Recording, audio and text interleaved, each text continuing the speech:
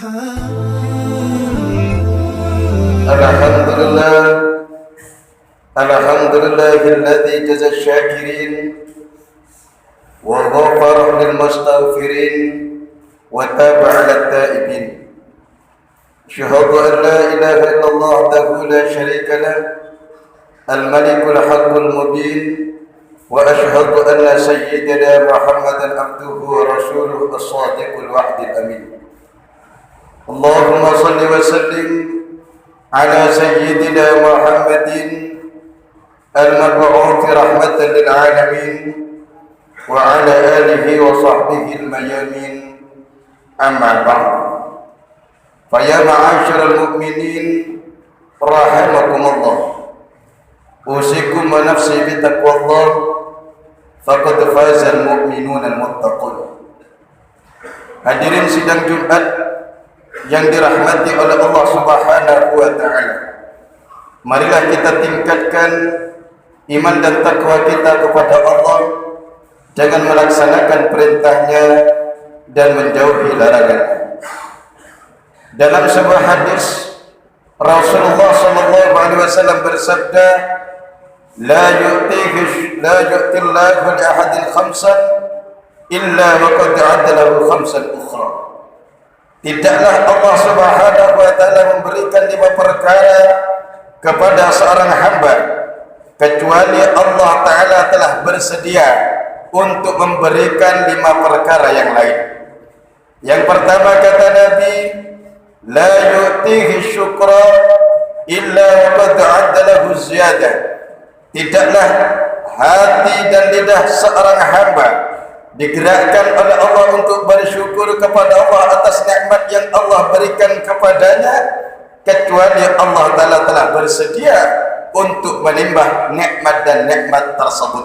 Maka marilah kita bersyukur kepada Allah dengan mengucapkan kalimat Alhamdulillah, Alhamdulillah, Alhamdulillahi Rabbil Alamin, terutama atas nikmat iman Islam dan nikmat dijadikannya kita umat Nabi Muhammad sallallahu alaihi wasallam. Karena Allah berfirman dalam Al-Quran, Bismillahirrahmanirrahim, la in syakartum la azidannakum. Jikalau kalian bersyukur kepadaku atas nikmat-nikmat yang kuberikan kepada kalian, kata Allah, maka niscaya aku betul-betul akan menambah nikmatku tersebut kepada kalian. Kemudian yang kedua kata Nabi, la yu'tihi du'a illa wa qad addalahu istijabah. Tidaklah hati seorang hamba, lidah seorang hamba digerakkan oleh Allah Ta'ala untuk berdoa, memohon dan meminta kepada Allah kecuali Allah Ta'ala telah bersedia untuk mengabulkan doa, menerima doa dan memberikan permintaan-permintaannya. Karena tidak mungkin, bukan kebetulan seorang hamba berdoa kepada Allah kecuali karena pertolongan Allah Subhanahu wa ta'ala. Allah berfirman dalam Al-Quran, Bismillahirrahmanirrahim, ud'uni astajib lakum, berdoalah kalian kepadaku, niscaya aku akan mengkabulkan dan mengijabah doa-doa. Kemudian kenapa kita wajib berdoa? Ya, karena kita diciptakan oleh Allah dalam keadaan lemah.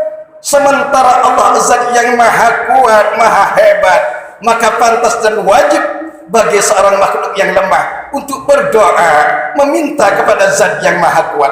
Kita fakir, kita miskin, kita tidak punya apa-apa, maka kita berdoa kepada Allah Zat yang maha kaya raya, Zat yang maha punya segala-galanya. Maka kata Nabi, man lam yad'u Allah yaghdab alaih. Barang siapa yang tidak pernah berdoa kepada Allah, maka Allah murka kepadanya. Makhluk jika dipinta terus maka dia akan jemu, tetapi beda halnya dengan Allah. Semakin kita banyak meminta kepada Allah, semakin Allah senang kepada kita. Nabi bersabda, innallaha yuhibbul mulahhina fid du'a. Sesungguhnya Allah Ta'ala senang, suka, demen kepada hamba-hambanya yang selalu merengek-rengek di hadapan Allah, berdoa dan meminta kepada Allah. Dan orang yang senang berdoa, meminta, bersujud kepada Allah, pertanda orang itu tawadhu. Orang yang tidak pernah meminta kepada Allah, pertanda sombong. Nabi bersabda, man tawaddu'a rafa'ahu Allah. orang yang tawadhu, rendah hati, tidak suka meremehkan orang lain, maka Allah akan mengangkat derajatnya walaupun dia bukan keturunan siapa-siapa. Tetapi sebaliknya, wa man takabbara, siapa yang sombong karena pangkatnya, sombong karena jabatannya, sombong karena keturunannya, wada'ahullah, maka Allah akan hinakan dia walaupun dia keturunan orang besar. Na'udzubillah min dzalik. Kemudian yang ketiga kata Nabi, la yu'tihil istighfar illa qad adalahul ghufrana. Tidaklah lidah dan hati seorang hamba digerakkan oleh Allah untuk beristighfar, memohon ampun kepada Allah, kecuali Allah Ta'ala telah bersedia untuk mengampuni dosa dan dosa-dosanya. Kata yang keempat kata Nabi, la yu'tihi taubata illa qad adalahul qabulah. Tidaklah hati dan lidah seorang hamba diberi pertolongan, diberi hidayah untuk bertaubat kepada Allah, memohon kepada Allah agar dosanya diampuni oleh Allah, disadarkan hatinya untuk mengakui bahwa kita hamba yang berdosa kepada Allah, kita hamba yang durjana kepada Allah, kita hamba yang kotor di hadapan Allah, kecuali Allah telah bersedia untuk menerima istighfar dan taubatnya. Lalu pertanyaannya, kenapa kita wajib beristighfar, memohon ampun, bertobat kepada Allah? Iya, karena andai kata ditampakkan dosa yang kita lakukan mulai semenjak kita balik sampai mati, maka andai kata bumi ini menjadi wadah dosa kita, mungkin bumi ini terlalu kecil untuk menjadi tempat dan dosa kita, karena terlalu banyak dosa yang kita lakukan kepada Allah, terlalu banyak maksiat yang kita lakukan kepada Allah. Tapi ingat, jangan putus asa atas perbuatan dosa yang kita lakukan untuk bertobat kepada Allah, karena putus asa itu lebih besar dosanya daripada dosa itu sendiri. Saya ulangi, putus asa daripada dosa untuk bertobat kepada Allah lebih besar dosanya daripada dosa itu sendiri. Bahkan kata Allah dalam Al-Quran, bismillahirrahmanirrahim, walladzina idza fa'alu fahishatan, dan orang-orang yang ketika melakukan kefahisan, keburukan, zina, mabuk-mabukan, narkoba, narkotika, dan lain sebagainya, au zalamu anfusahum, atau mereka zalim terhadap diri mereka sendiri dengan melakukan dosa dan kemaksiatan, dzakarullah, lalu mereka mengingat Allah, ingat bahwa kita kotor, ingat kita hina, ingat kita durhaka, ingat bahwa Allah Maha Pengampun.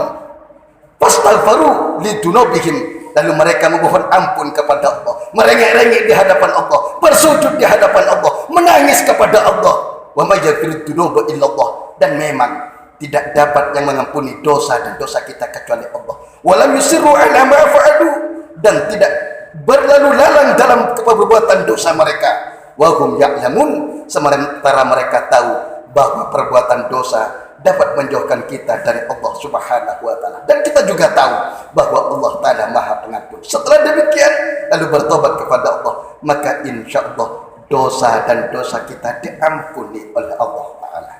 Yang terakhir kata Nabi yang kelima, la yu'tihi sadaqata illa qad adalahu taqabbulah.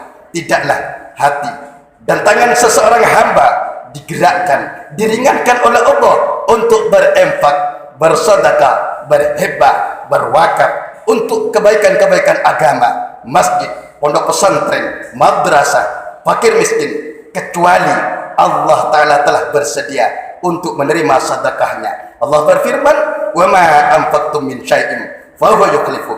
Apa-apa yang kau infakkan di jalan Allah, pasti Allah akan balasnya dunia dan akhirat. Bahkan nanti di hari kiamat ada 4 golongan yang akan rebutan masuk surga. Di antaranya ulama, yang kedua haji yang tidak mengamalkan perbuatan buruk, yang ketiga yaitu orang yang mati syahid, yang keempat orang-orang dermawan, baik hati, ringan tangan. Lalu mereka rebutan, lalu Allah mengutus malaikat Jibril untuk memberi keputusan kepada mereka siapa seharusnya yang lebih dulu untuk masuk surga. Ternyata setelah para ulama berkata, ya Allah, sungguh kami santri tidak akan dapat ilmu kecuali karena kedermawanan, infak, wakaf, hebat, sedekah orang-orang yang kaya ini, ya Allah. Para kiai berkata, ya Allah, kami tidak mungkin bisa mendirikan pondok pesantren, tidak bisa mungkin mendirikan masjid-masjid yang engkau disujudi di sana, ya Allah, kecuali karena kedermawanan orang-orang yang dermawan, baik hati dengan tangan ini, ya Allah. Maka apa kata Allah? Ternyata yang masuk surga dulu adalah orang-orang dermawan. Semoga kita oleh Allah Subhanahu wa taala dijadikan salah satu daripada hamba Allah yang ahli bersyukur kepada Allah, berdoa dan meminta kepada Allah, beristighfar, bertobat kepada Allah, dan banyak berinfak di jalan Allah demi meraih ridhonya Allah Subhanahu wa taala. Terakhir, semoga kita mati dalam keadaan membawa iman dan Islam. Amin Allahumma amin. Barakallahu li wa lakum fil Qur'anil azim wa nafa'ana wa iyyakum bima fihi minat tilawati wa dzikril hakim. Innahu ta'ala jawadun karim raufur rahim. Wa qur rabbi fir warham wa anta khairur rahimin.